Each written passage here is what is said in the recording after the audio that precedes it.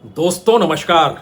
जादूगर की जादूगरी नहीं चली और 11 बरस में पहली बार मोदी सरकार अपने बिल को पास नहीं करा पाई। एक नहीं तीन तीन बिल लेकर वो आई थी, लेकिन जैसे ही महिला आरक्षण बिल, जो कि संविधान संशोधन का 131वां नंबर है, वही जब गिर गया तो उसके बाद उसने हिम्मत दिखाई नहीं कि वो परिसीमन और केंद्र शासित संशोधन कानून जो है उसके मद्देनजर उस बिल को वो रखने की कोशिश भी करे। और पार्लियामेंट के भीतर जैसे ही मतदान हुआ, एक मोटी लकीर सत्ता और विपक्ष के बीच इस तर्ज पर खिंच गई कि यह कल्पना के परे था कि 2/3 बहुमत संविधान संशोधन के लिए चाहिए होते हैं। उस 2/3 बहुमत तो दूर की बात है, 300 के आंकड़े तक भी मोदी सरकार पहुंच नहीं पाई। 298 पर उसके आंकड़े रुक गए और दूसरी तरफ विपक्ष 230 सांसदों के साथ विपक्ष में खड़ा नजर आया। यानी अपनी अपनी राजनीति, अपनी अपनी जमीन पुख्ता तरीके से सत्ता और विपक्ष ने थाम रखी थी। इससे पहले अक्सर जादूगरी के आश्रय विपक्ष के कोई सदस्य इधर हो जाता था या फिर गिमिक चलता था पार्लियामेंट के भीतर, जो इस बार पूरे तरीके से गायब था। गायब इसलिए था क्योंकि इस देश के चुनावी मानचित्र को ही बदलने की कोशिश हो रही थी, जिससे महिला आरक्षण को जोड़ा गया। और ये दोनों परिस्थिति अगर एक साथ जुड़ती है तो इसके बाद मसला केंद्र शासित राज्यों के कानून संशोधन का भी था, जिसके दायरे में जम्मू कश्मीर भी था, दिल्ली भी था, पुडुचेरी भी था। यानी एक ऐसी परिस्थिति थी कि आने वाले वक्त में पार्लियामेंट की तादाद 543 से बढ़कर 850 हो जाए, एक ऐसी परिस्थिति थी। और उसके बाद 2011 के सेंसस के मुताबिक ही इस पूरे परिसीमन के बाद जो 850 सांसद चुने जाएंगे वो बिल्कुल उसी जनसंख्या पर केंद्रित होगा। यानी इस वक्त का सेंसस भी लड़खड़ाते हुए दिखाई देने लगा। आवाजें कई तरीके से ओबीसी को लेकर, दलितों को लेकर, आदिवासियों को लेकर, माइनॉरिटीज को लेकर, सबको लेकर उठी। लेकिन बड़ा सवाल यह था, क्या वाकई इस दौर में इस देश के हालात ऐसे हैं जिसमें बीजेपी जो दावा कर रही है महिला सशक्तिकरण का, वो महिलाओं के हक में जा रहा है या राजनीतिक तौर पर बीजेपी को लाभ पहुंचा रहा है? और पूरी बहस हर सदस्य के जरिए बार बार इसी दिशा में जाती हुई दिखाई दी। और चूंकि जादूगर फेल हो गया तो ऐसे में दो असर खुलकर दिखाई देने लगे। उधर लखनऊ बेंच, जो इलाहाबाद हाई कोर्ट की लखनऊ बेंच है, उसने एक झटके में राहुल गांधी के खिलाफ एफआईआर दर्ज कर दी या दर्ज करने का निर्देश जारी कर दिया। यह एफआईआर इस बात को लेकर है कि राहुल गांधी भारत के नागरिक नहीं हैं, वो ब्रिटेन के नागरिक हैं। और इस बात को लेकर इससे पहले जो एडिशनल चीफ जुडिशियल मजिस्ट्रेट की अदालत होती है, वहां तक भी दरवाजा पहले खटखटाया गया था। और दरवाजा खटखटाने वाले कर्नाटक के बीजेपी वर्कर विघ्नेश शिशिर हैं। और जब वहां पर अदालत ने कह दिया, ये कैसा जिक्र कर रहे हैं आप, इसमें आप ऑफिशियल सीक्रेट एक्ट का जिक्र है, इसमें पासपोर्ट एक्ट का जिक्र है, इसमें फॉरेनर्स एक्ट का जिक्र है, और आप इस तरीके का जिक्र कर रहे हैं। विपक्ष का नेता जो पार्लियामेंट के भीतर है, उसके बाद उन्होंने खारिज कर दिया। लेकिन आज कर्नाटक के बीजेपी वर्कर विघ्नेश शिशिर पहुंचे हाई कोर्ट में, जहां जस्टिस सुभाष विद्यार्थी मौजूद थे, और उन्होंने निर्देश जारी कर दिया, एफआईआर दर्ज करें, वो ब्रिटिश नागरिक हैं या नहीं, इसकी जांच शुरू कर दें। क्योंकि पार्लियामेंट के भीतर प्रधानमंत्री को जादूगर के तौर पर राहुल गांधी ने कहा और खुले तौर पर यह ऐलान कर दिया, दरअसल इन बिलों को लाने के पीछे की मंशा यह नहीं है कि यह बिल पास हो जाए, उसके पीछे की सोच बहुत साफ तौर पर है कि सरकार बताना चाहती है वो महिलाओं के हक में खड़ी हुई है और इस देश के चुनावी मानचित्र को ही वो बदल देना चाहती है। लेकिन इस सिलसिले को आज शुरुआत से जरा पकड़ने की कोशिश कीजिएगा, क्योंकि जैसे ही पार्लियामेंट के भीतर वोटिंग के बाद स्पीकर महोदय ने इस बात का जिक्र किया, यह विधेयक, यह बिल गिर गया है, और उन्होंने संख्या बतलाई 298 पक्ष में, 230 विपक्ष में, यानी कुल 528 सांसदों की मौजूदगी थी। इस वक्त 540 सांसद चुने हुए हैं। इसका मतलब बहुत साफ है कि लगभग 12 सांसद एब्सेंट थे, वो नहीं आए थे। लेकिन जितने सांसद थे उसमें 352 सांसदों की जरूरत सत्ता पक्ष को थी। 352, तभी वो 2/3 होते, लेकिन यहां तो बात 300 के नीचे जाकर फंस गई। शोर पार्लियामेंट के भीतर मचा और फिर बाहर निकलते निकलते वो नारों की शक्ल में कैसे तब्दील हो गया। मकर द्वार पर ही पार्लियामेंट के विपक्ष एकजुट हुआ, नारे गूंजने लगे। तो शुरुआत आज यहीं से की जाए। मत विभाजन इस प्रकार है: हां 298 298, ना 230 230। प्रस्ताव संविधान के अनुच्छेद 368 के उपबंधों के अनुसार सभा की कुल सदस्य संख्या के बहुमत द्वारा तथा सभा के उपस्थित और मत देने वाले सदस्यों के कम से कम 2/3 बहुमत द्वारा पारित नहीं हुआ।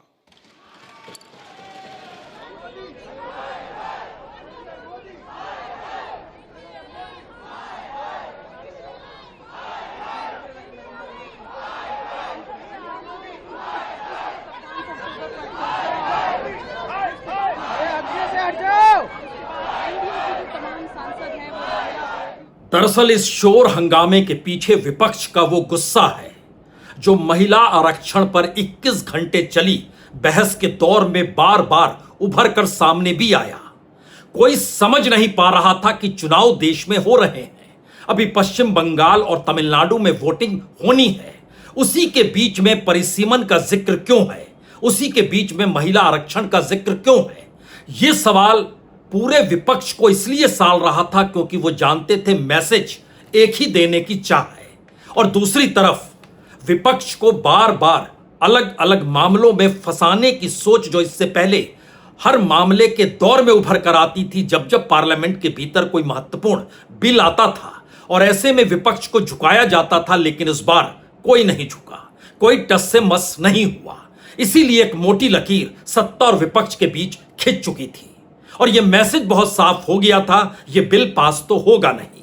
तो जिस मैसेज को देने की कोशिश मोदी सरकार कर रही है उसका मतलब सिर्फ एक ही है कि महिलाओं से करीबी या महिलाओं के वोट उन्हें मिलते रहें और इस देश के इलेक्टोरल मैप के भीतर में महिलाओं की मौजूदगी का एहसास बीजेपी ये कहकर कराते रहे कि देखिए हम ही हैं जो महिला सशक्तिकरण के साथ खड़े हैं। लेकिन इस प्रतिक्रिया के पीछे भी दो परिस्थिति बहुत साफ तौर पर थी। राहुल गांधी के खिलाफ जो लखनऊ बेंच के कहने के बाद एफआईआर दर्ज की गई वो इसलिए महत्वपूर्ण है क्योंकि बार बार ये मैसेज अदालतों के चक्कर लगाते रहा और इन सब के बीच उसी वक्त इस पूरे मामले की निर्देश एफआईआर दर्ज करने के तब दिए गए जब पार्लियामेंट के भीतर राहुल गांधी प्रधानमंत्री को जादूगर बतला रहे थे और कह रहे थे कि दरअसल जादू अगर टूट जाता है या जादूगर पकड़ में आ जाता है तो जादू देखने वाले अक्सर खुश हो जाते हैं और पार्लियामेंट इसीलिए इस दौर में खुश है। लोग शोर मचा रहे हैं, समझ रहे हैं हकीकत क्या है। और पार्लियामेंट के भीतर उस जादूगरी की मिसाल राहुल गांधी ने जैसे ही बालाकोट से जोड़ी, नोटबंदी से जोड़ी, सिंदूर से जोड़ी, ऑपरेशन सिंदूर से जोड़ी और कहा ये मैजिशियन के तौर पर जो दिखाते रहे दरअसल अब पकड़ में आ चुके हैं कि ये जादूगरी है, ये इस देश का सच नहीं है। इस बात का जिक्र और दूसरी तरफ एफआईआर दर्ज करने का निर्देश। उच्च न्यायालय ने राहुल गांधी की दोहरी नागरिकता के संबंध में जो भी कोर्ट में आए थे, जिला कोर्ट से रिजेक्ट होकर के भी और यहाँ जो फाइल हुआ था उस पर बृहद बहस होने के बाद, घंटों बहस होने के बाद इस निष्कर्ष पर पहुंची माननीय हाईकोर्ट कि इस पर एफआईआर दर्ज करना आवश्यक है। राहुल गांधी पार्लियामेंट के भीतर थे जब एफआईआर दर्ज करने का निर्देश जारी हुआ और पार्लियामेंट में उस समय वो क्या कह रहे थे। They knew very clearly that this bill actually cannot be passed. They knew it. They're not stupid. They knew every opposition person would oppose it. This bill cannot be passed. This was a panic reaction. This was a panic reaction because the Prime Minister at any cost needed to send two messages. Number one, he needed to change the electoral map of India. And number two, he needed to send a message again that he is pro-women. Why he is doing that, I will leave to your imagination. इशारों इशारों में राहुल गांधी आज अपने भाषण में इस देश की उस हकीकत को बयां करते चले गए जिसको दबाने का प्रयास मोदी सरकार ने बाखूबी किया है। और अपने पूरे भाषण के दौर में अगर वह सिर्फ मैजिशियन का जिक्र कर रहे थे तो उसका दूसरा सच यह भी था कि इस दौर में किस तरीके से सरकार ने ओबीसी, दलित, माइनॉरिटीज और इनको जो सम्मान मिलना चाहिए या जिनके अधिकार हैं वो अधिकार कैसे खारिज हो गए हैं। और महत्वपूर्ण बात तो यह भी है कि संविधान की दुहाई और संविधान संशोधन का जिक्र सत्ता कर रही थी, लेकिन चुनाव के वक्त में परिसीमन और महिला आरक्षण 2023 को महिला आरक्षण को दरकिनार करना और 2026 में नई सोच के साथ सामने आना, ये सारी परिस्थितियां उस पूरे 21 घंटे की बहस में बार बार उभरती चली जा रही थी। ये कैसे संभव है जहां सहूलियत हो वहां संविधान का जिक्र, जहां सहूलियत हो वहां संविधान संशोधन का जिक्र, जहां उससे भी ज्यादा सहूलियत हो वहां संविधान का नहीं मौजूदा वक्त की हकीकत का जिक्र। कमोवेश इसी आसरे सत्ता पक्ष के तर्क चलते रहे, विपक्ष निशाने पर लेता रहा, लेकिन जो बड़ा सवाल था वो इस बात को लेकर था, क्या वाकई इस देश के भीतर में अब महिला आरक्षण हो या फिर कास्ट सेंसस का सवाल हो, इस देश के भीतर में कॉरपोरेट हो, इस देश में कॉरपोरेट के साथ सत्ता का नेक्सस हो। इन तमाम परिस्थितियों में इस देश के भीतर की जुडिशरी हो, एजुकेशन का सेक्टर हो, हेल्थ का सेक्टर हो, और बात निकलते निकलते वहां तक चली गई जिसका जिक्र अक्सर देशभक्त और देशभक्ति के आसरे मौजूदा मोदी सरकार करने से कतराती रही है और देश के डेवलपमेंट को लेकर कॉरपोरेट के साथ खड़ी हो जाती है। संयोग से इन तमाम चर्चाओं के बीच में जो महिला आरक्षण को लेकर थी, यह सवाल भी उठा कि कॉरपोरेट के हाथों में अगर आप इस देश के पब्लिक सेक्टर को बेचते चले जा रहे हैं, देते चले जा रहे हैं, तो वहां तो आरक्षण नहीं है। और जिस तरीके से इस देश में जो पिछड़ा तबका है उसको आप मुख्यधारा में लाने का काम कर रहे हैं या पैसा बनाने का काम कर रहे हैं। और इसमें एक कदम आगे बढ़कर जब जिक्र खुले तौर पर इस बात का हुआ कि सेना की भी आड़ आप ले लेते हैं और बार बार जिक्र 140 करोड़ लोगों का कहकर खुले तौर पर कहते हैं कि आप ही को चुना है उन्होंने, जबकि हकीकत तो यह है कि आपको जितने वोट मिले उससे ज्यादा वोट विपक्ष को मिले। और आज जब विधेयक पास कराने का जिक्र आया, संविधान संशोधन का जिक्र आया, तो आप 300 का आंकड़ा भी नहीं छू पाए। और यही वजह है कि इस बार राहुल गांधी ने खुलकर कहा, आप कभी सेना के पीछे, कभी 140 करोड़ लोगों के पीछे छुप जाते हैं, अपनी हकीकत को छुपा लेते हैं। यह कहा उन्होंने और उधर FIR दर्ज हो गई। That they think they are the people of India. You are not the people of India. The people of India are something else. They also think that they are the armed forces. You are not the armed forces. The armed forces are something else. You're a political organization. You are not India and you are not the armed forces of India.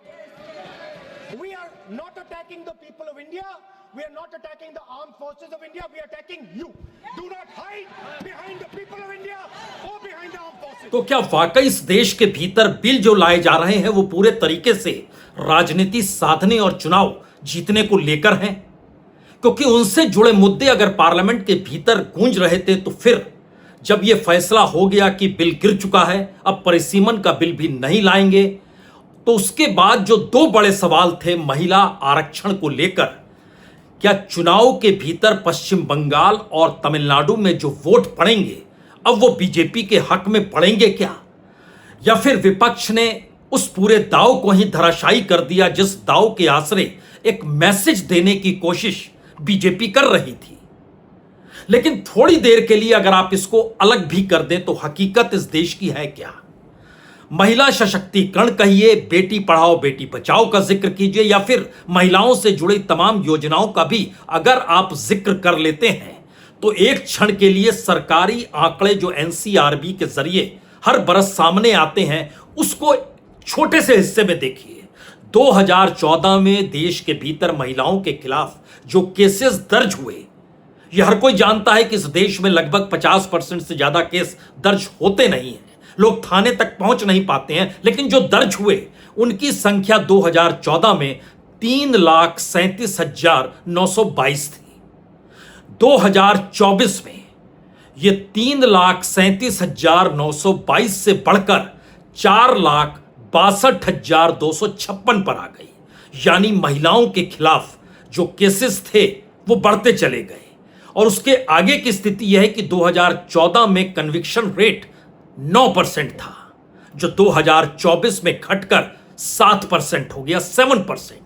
जो police investigation होती थी 2014 तक वो 69% होती थी, जो घटते घटते घटते घटते स्थिति वहीं पर आकर खड़ी हो गई, जो 50% से नीचे आ गए। यानी एक ऐसी परिस्थिति है कि महिला आरक्षण, महिला सशक्तिकरण, महिलाओं के वोट चाहने की इच्छा, उनको नुमाइंदा बनाने की कोशिश, उनकी प्रतिनिधित्व देकर पार्लियामेंट के भीतर उन्हें सजाने की कोशिश, सब कुछ है, लेकिन समाज में महिला और उसके अधिकार, उसके हक, उसकी सुरक्षा, सब कुछ गायब है। और यह सब कुछ एक सर्कस में तब्दील होते हुए पार्लियामेंट के भीतर और बाहर का नजारा जब खुलकर यह दिखाने लग गया कि सवाल जादूगर का नहीं, शायद जोकर का हो चला है। जादूगरी देखकर तो बच्चे मचल जाते हैं, और जब पकड़ लेते हैं जादूगर को तो फिर वो नारे भी लगाते हैं, शोर भी मचाते हैं, तालियां भी बजाते हैं। लेकिन सर्कस में आप क्या करेंगे? उस सर्कस में जिसमें हर कोई हंस रहा है, ठिठोली कर रहा है और अपने तरीके से वो सब कुछ को नाचते हुए देख रहा है, वो चाहे जंगल का राजा शेर ही क्यों ना हो, हाथी ही क्यों ना हो, हर चीज को अपने नजरिए से दिखाने की कोशिश जो सर्कस करता है, पार्लियामेंट क्या उसमें तब्दील हो गया? क्योंकि लोकतंत्र के मंदिर के भीतर इस देश के भविष्य की परिभाषा गढ़ने की कोशिश अगर संविधान संशोधन के जरिए हो रही है, और अगर वो फेल हो जाती है सत्ता सरकार, तो क्या कहती है, सुनना जरूर चाहिए। स्पष्ट है कि कांग्रेस पार्टी, विशेष रूप से राहुल गांधी, हर बात का विरोध करते हैं। और आज जब नारी उत्थान और नारी विकास के लिए नरेंद्र मोदी की सरकार समर्पित है, उसका भी विरोध। आज कांग्रेस विपक्ष जो है उसका चाल चलन चरित्र दिख गया। This is an extremely sad day, a deeply disappointing day for the country's democracy. Entire country has witnessed who is pro-woman reservation, 33%, and who is against. सही मायने में कहें तो पर्दा तो हट चुका है। इस देश की संसदीय व्यवस्था का वो पर्दा हट चुका है जहां बार बार जिक्र संविधान की दुहाई देने का होता है। बार बार इस बात का जिक्र होता है कि हर किसी को कहीं ना कहीं एक समाज के साथ सरोकार रखने चाहिए। इस बात का जिक्र होता है कि संसद की मौजूदगी तो इसीलिए है कि उसका नजरिया, उसका ध्यान इस देश के लोगों पर है। तो एक क्षण के लिए 2014 से 2024 तक के बीच छलांग मार के देख लीजिए। 2014 में जितना पैसा पॉलिटिशियंस को यानी चुने हुए सांसदों को मिलता था, उसमें लगभग 370% की वृद्धि हो चुकी है। इस देश के कॉरपोरेट में जो टॉप 20 कॉरपोरेट्स हैं, उनके नेटवर्थ की वह वृद्धि 3000% को पार कर चुकी है। इस देश में अगर जीडीपी के हिसाब से लोगों की प्रति व्यक्ति आय को आप बांटेंगे तो हो सकता है आपको लगभग उसमें बढ़ोतरी 37% की मिल जाए। लेकिन जैसे ही आप 80 करोड़ लोगों को अन्न देने की दिशा और इस देश के भीतर जो भी अलग अलग योजनाओं के जरिए लाभ पहुंचाने की कोशिश है, अगर उस दायरे में आएंगे तो 100 करोड़ लोग इस देश के 1 लाख रुपया भी महीना नहीं पाते हैं और दुनिया की कतार में भारत का नंबर 150 के पार नजर आएगा। यानी प्रति व्यक्ति आय 60,000 से लेकर 80-85 हजार के बीच 100 करोड़ लोग घूमते हैं। एक साल की ये आय हम आपका जिक्र कर रहे हैं। और दूसरी तरफ कैसे सरोकार होंगे इस देश के पॉलिटिशियंस के लोगों के साथ, और उस लोगों के बीच में जब पिछड़ों का जिक्र होगा तो उस दिशा में देखेगा कौन, आदिवासियों की भाषा को समझेगा कौन, माइनॉरिटीज के अकेलेपन या उसके दर्द के साथ जुड़ेगा कौन। इस देश का पूरा सिस्टम ही अगर सत्ता और सरकार इस आश्रय चलाने लग जाएं कि जो हमारे साथ खड़ा होगा वो कानून से ऊपर होगा, तो फिर पार्लियामेंट बचेगी कैसे? और शायद यही वजह है जब विपक्ष के नेता भी बाहर निकले और जब उनसे सवाल किया गया अब, तो उन्होंने कहा संविधान पर आक्रमण था और इसको हमने हरा दिया है। और लगता तो ये कि फिर गाड़ी थमी रह गई, लगता कोशिश में कुछ कमी रह गई होगी। हो सकता है इस देश की जनता को इस पार्लियामेंट से कोई उम्मीद और आस बची हुई ना हो सकता है सरकार के चुनाव जीतने के रवैये को लेकर जिन मुद्दों के आसरे वह देश भर में घूमते हैं उससे लेकर कोई भरोसा जनता के बीच जागृत हो ना रहा हो सकता है विपक्ष के सांसद या उनके अपने प्रतिनिधियों को लेकर भी बहुत सारे सवाल जनता के बीच हो, लेकिन जो 5 सवाल बड़े मैसेज के तौर पर निकल कर आए हैं वो बहुत साफ कहते हैं कि दिल्ली दरबार के लिए खतरे की घंटी बजने लगी है। और दिल्ली दरबार का मतलब मोदी सरकार है। वो लाल दीवारें जो इस दौर में सेंट्रल विस्ता के तहत बदल दी गई, लेकिन सत्ता का मिजाज बदला नहीं है। वो उस रास्ते निकल पड़ी है जहां कर वो 1 इंच जमीन भी अब विपक्ष को देने को तैयार नहीं है। तो पहला सवाल, चुनाव के आसरे अब सत्ता को लगता है वो चुनाव हारेगी नहीं। चुनाव जीतने के लिए उसने पूरा सिस्टम बना लिया है, यह उसकी हकीकत है।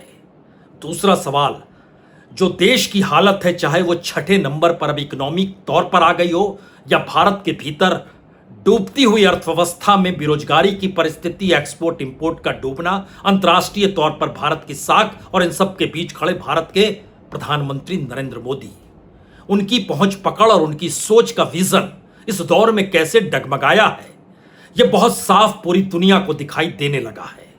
यह खतरे की घंटी दूसरी है।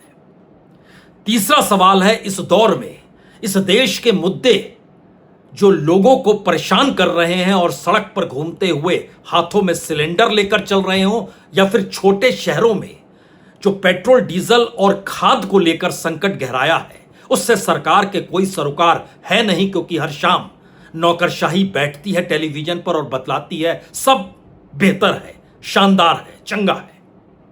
यह तीसरा संकट है।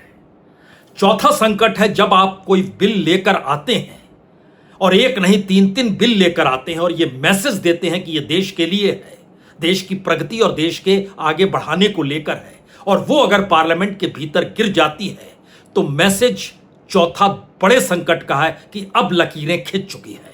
इस पार या उस पार की परिस्थिति में सत्ता और विपक्ष दोनों आकर खड़े हो चुके हैं।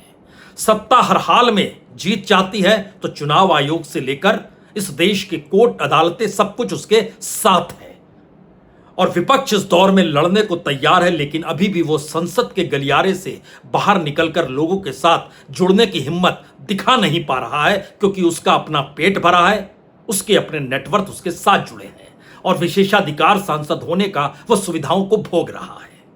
और जो आखिरी सवाल है वो इस देश की जनता का है। वो जनता जो पूरे तमाशे को बेहतरीन तरीके से देख तो रही है, बीच बीच में ठहाके भी लगा लेती है, बीच बीच में चुन भी लेती है कि उसका नायक कौन है और उसके लिए खलनायक कौन है, लेकिन यह सर्कस लंबे वक्त तक चलेगा नहीं। और जनता के पास जो मुश्किल हालात हैं उनके उठते हुए सवाल किसी बिल या संविधान संशोधन के दायरे में नहीं आएंगे। शायद यह परिस्थिति अलग अलग जगहों पर अलग अलग तरीके से उभर तो रही है, लेकिन इस वक्त सत्ता मदमस्त है, विपक्ष इस वक्त खुश है।